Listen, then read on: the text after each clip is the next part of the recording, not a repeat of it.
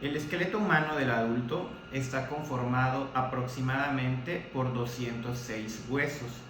Este número va a variar de acuerdo a la etapa de la vida y entre uno que otro individuo. Generalmente los niños tienen mayor número de huesos porque no ha habido la fusión de alguno de estos. Y pueden haber algunas variaciones en el adulto, sobre todo, por ejemplo, en la región sacra o coccigia, pero para efectos de la clase vamos a considerar el número de 206 como el total de huesos que hay en el esqueleto humano. De las partes más complejas del esqueleto se encuentra el cráneo. El cráneo está formado por una serie de huesos planos que recordaremos que tienen la característica de haber hueso compacto abajo, hueso compacto arriba y una sección de hueso esponjoso. Queda como una especie de sándwich. Todo el hueso esponjoso que rodea el cráneo se conoce como diploe. Y pues la característica que tiene es que va a amortiguar. Hay situaciones en las que ocurren lesiones en el cráneo y solo se lesiona el hueso compacto superior. El inferior no se daña y entonces esto confiere mayor protección al encéfalo. El nombre de los huesos nos va a facilitar el aprendizaje de otras estructuras como arterias, venas, los lóbulos del cerebro, nervios, entre otras estructuras anatómicas. Por eso hay que familiarizarnos con el empleo del nombre de estas estructuras. Dentro de los huesos del cráneo tenemos uno de los principales, que es el frontal. El hueso frontal, pues como su nombre lo dice, va a abarcar lo que es la frente y tiene una zona muy distintiva que se llama glabela. La glabela va a ser la parte más suave y que está en contacto directo con la raíz de la nariz. Se aprecia mejor este hueso en una vista anterior que en una vista lateral. En cambio, en la vista lateral voy a encontrar los huesos parietales, que son los que van a formar la cúpula o la bóveda del cerebro. Debajo de ellos voy a encontrar los huesos temporales a ambos lados y el hueso occipital, que viene a formar la nuca. El hueso occipital se caracteriza porque va a haber un gran agujero en el cráneo, que es el agujero magno, que es por ahí donde va a salir la médula espinal. Existen otros huesos que necesitan apreciarse en una vista interna para poder observarlos, como es el etmoides y el esfenoides. El esfenoides debe su nombre a murciélago porque tiene una forma irregular, parece que tiene como unas alas de mariposa. Y el hueso etmoides interviene mucho en lo que es la estructura de la nariz y de los ojos. También podemos encontrar el vómer, que forma, digamos, como que la base de la nariz. Y hay que recordar también que vamos a encontrar diferentes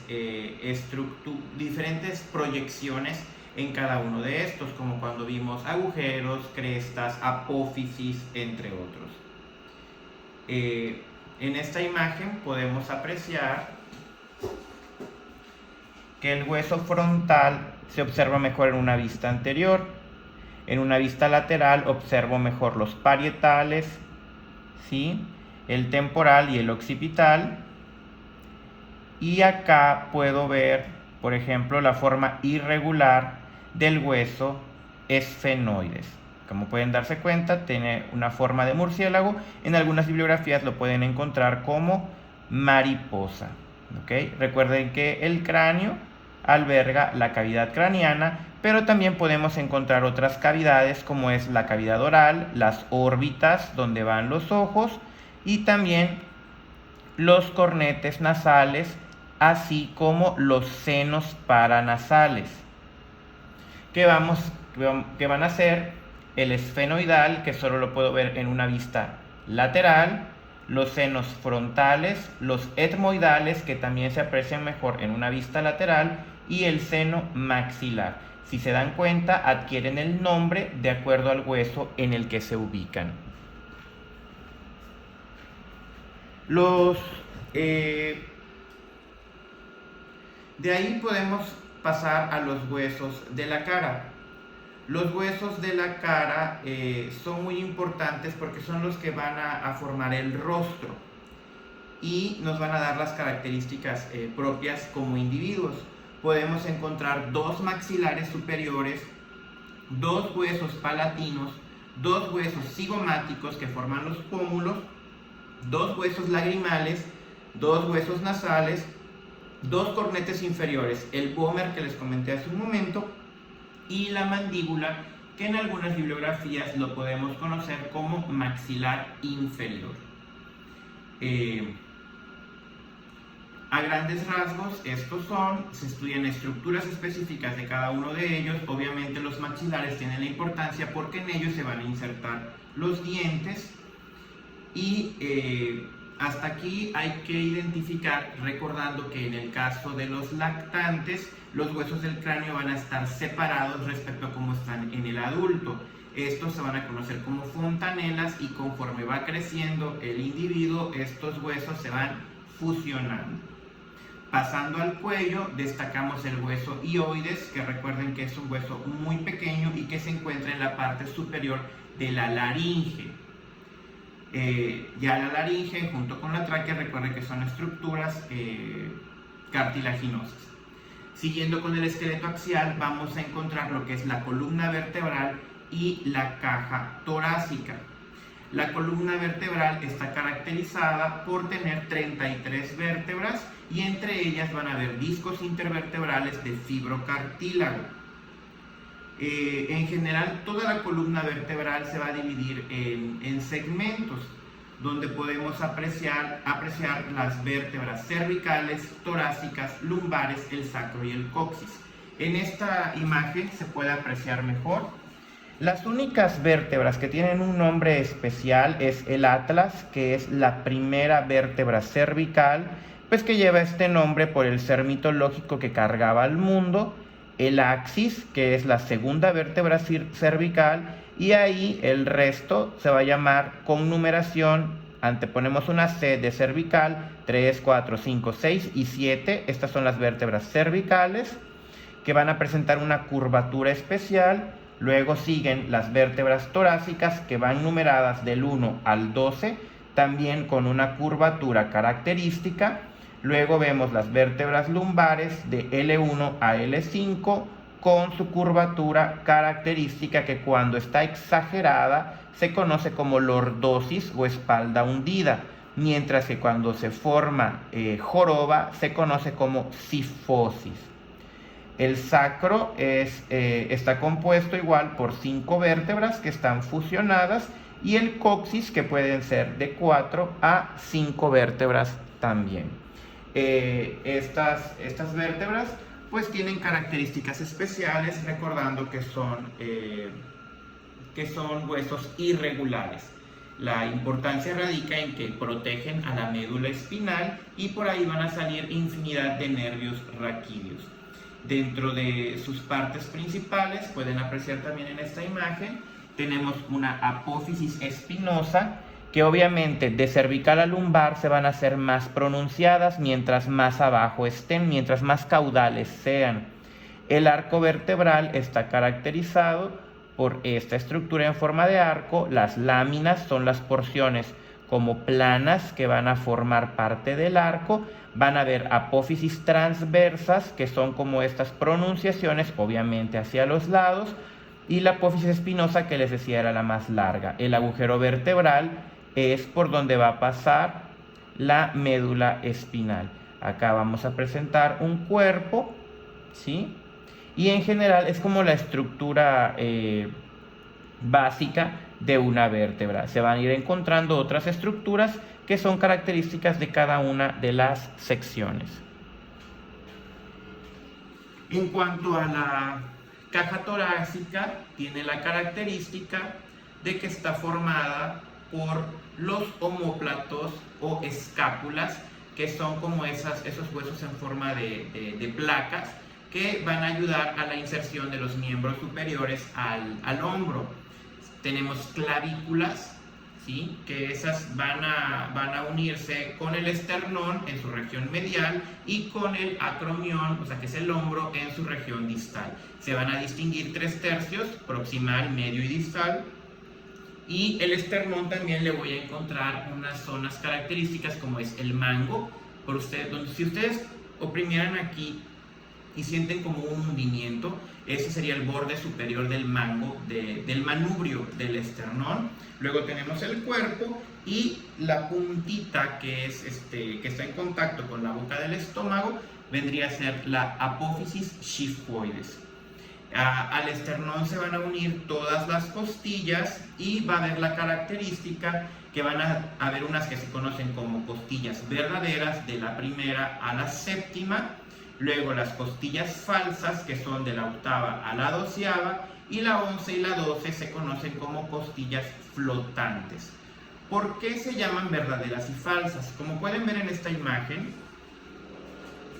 acá tenemos la característica de que las costillas verdaderas van desde atrás y se unen al esternón, ¿ok?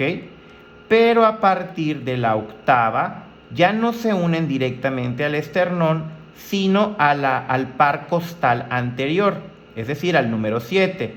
El 9 se une al 8, el 10 se une al 9 y el 11 y el 12 pues quedan flotantes como su nombre lo dice. Entonces aquí radica aquello de que unas son verdaderas, falsas y flotantes.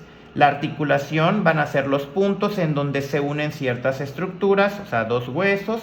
Por ejemplo, la esternoclavicular es el sitio donde se une el esternón con la clavícula. La acromioclavicular es la clavícula al hombro, ¿sí?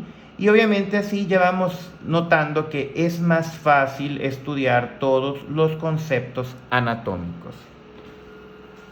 Recuerden que esta característica de la parrilla costal lo que va a conferir es el poder de proteger a todas las vísceras que se encuentran en la cavidad torácica.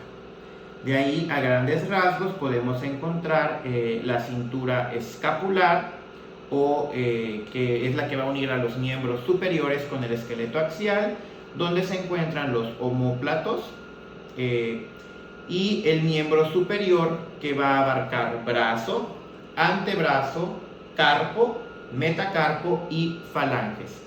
Recordemos que el brazo va a estar compuesto por un solo hueso, que es el húmero, mientras que el antebrazo va a estar compuesto por dos huesos, que va a ser el radio hacia el pulgar y el cúbito del lado del meñique.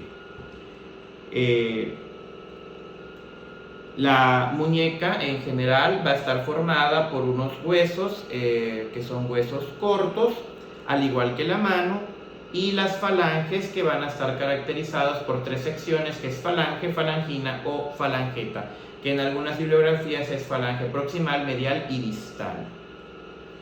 En la cintura pélvica viene a ser lo equiparable, pero en el miembro inferior, que va a ser los huesos de la cadera, de la pelvis y del miembro inferior. La cadera, recuerden que se llama coxa, tiene la característica que los huesos de la pelvis son tres: el ilion, el isquion y el pubis, que conforme el individuo va creciendo, estos huesos se van fusionando. Hay características especiales en la pelvis de acuerdo si es sexo masculino o femenino, en el tamaño, por ejemplo, de su agujero, entre otras cosas. Esto es por cuestiones hormonales y por las funciones de los aparatos reproductores. En cuanto a la extremidad inferior, va a tener la característica de que hay un fémur, que es el hueso del muslo, dos huesos que se van a encontrar en la pierna o en la región crural, que son la tibia y el peroné, el tobillo, que se conoce como tarso, la región podálica, que es el pie con sus falanges. Entre estos van a haber articulaciones como es la rótula, que recordemos que es un hueso sesamoideo, y dentro de los huesos del pie, uno de los más destacados es el calcáneo, que es el talón, y es destacado porque hay una patología muy propia que ya habíamos comentado antes, que es el espolón calcáneo. Acá en esta imagen podemos apreciar las tres porciones de la pelvis. Esta es una vista medial que tenemos el ilion, el isquion y el pubis. ¿Ok? Estos fusionados forman lo que es la cadera o coxa. ¿Ok? Y de lo que acabábamos de hablar, podemos apreciar los huesos del miembro superior, que es el húmero, que es el brazo. Acá tenemos el olecranon, que es el codo. Tenemos el cúbito, que es el que va hacia el meñique. El radio, que va hacia el pulgar, que recordemos que es más lateral por la posición anatómica, mientras que el cúbito es más medial. El carpo, que son las muñecas. Metacarpo con sus falanges. En la cintura pélvica podemos encontrar lo que es la cadera, o sea, la pelvis, que está formado por el hueso ilíaco. Podemos apreciar en la parte posterior lo que es el sacro, que es de la última porción de la columna vertebral junto con el coxis. Y ya en el miembro inferior puedo apreciar lo que es el fémur, que es el hueso más largo. Recuerden que aquí tenemos su trocánter, su cabeza, su pedículo. Acá está la rótula y los huesos de la pierna, que son la tibia, que es el más grande de estos dos, y el peroné. Acá tenemos el tarso, que vendría a ser el tobillo, los metatarsianos, que es el pie, y las falanges. Este video deben de acompañarlo con la lectura de la bibliografía. Esto sería todo en cuanto a la segunda parte de osteología. Hasta luego.